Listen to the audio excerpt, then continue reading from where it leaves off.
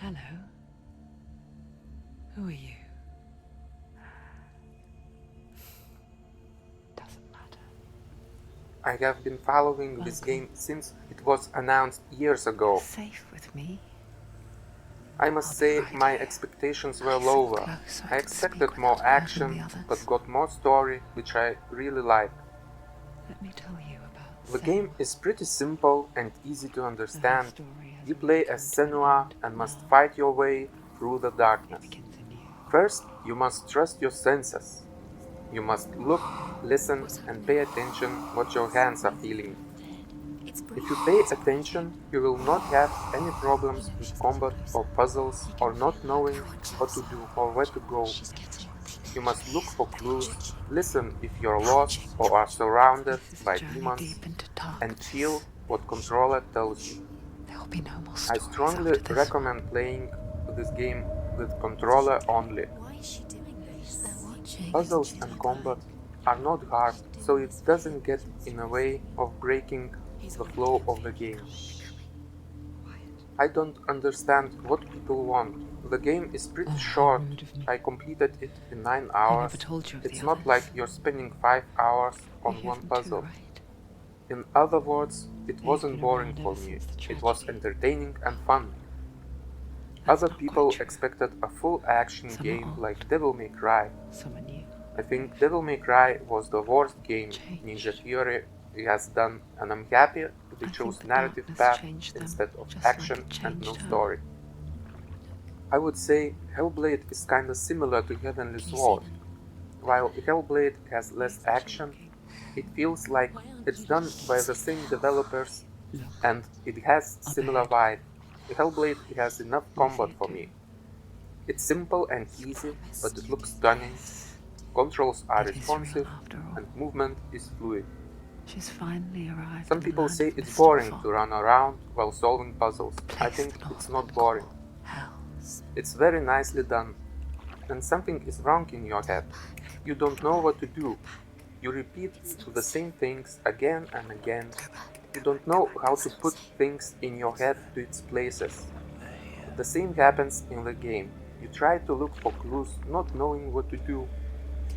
You go to one place, look for clues, and nothing. You feel lost and don't know what to do. You run back again to look, and you see something, and repeat that. Then finally you find a way how to control your illness, and you align the symbols, and everything has been put in its place inside your head. And you can move on until your illness shows its claws again, and you must deal with it one more time. Focus and fight it. Suddenly the blades can't damage you anymore. You learned how to deal with it, and it's a bright day again. Everything is colorful and things are clear in your head. You know you have won the battle, but not the war, and it will come back.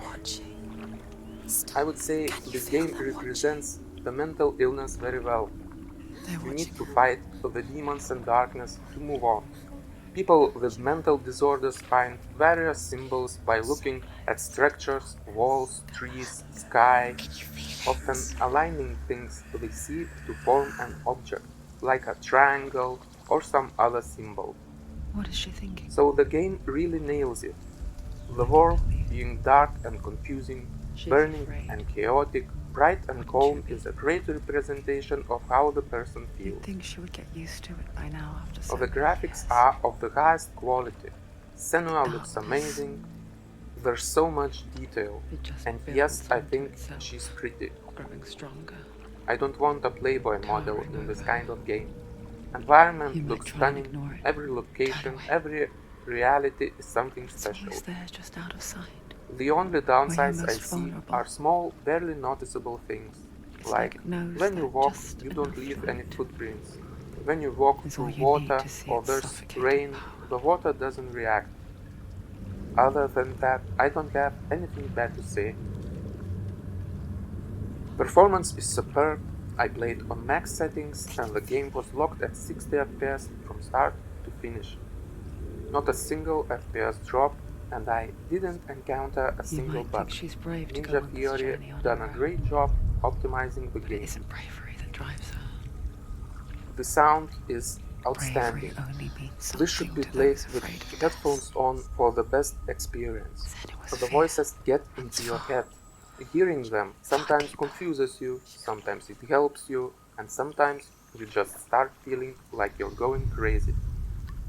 Soundtrack fits into the game perfectly, especially at the final fight. Simply epic.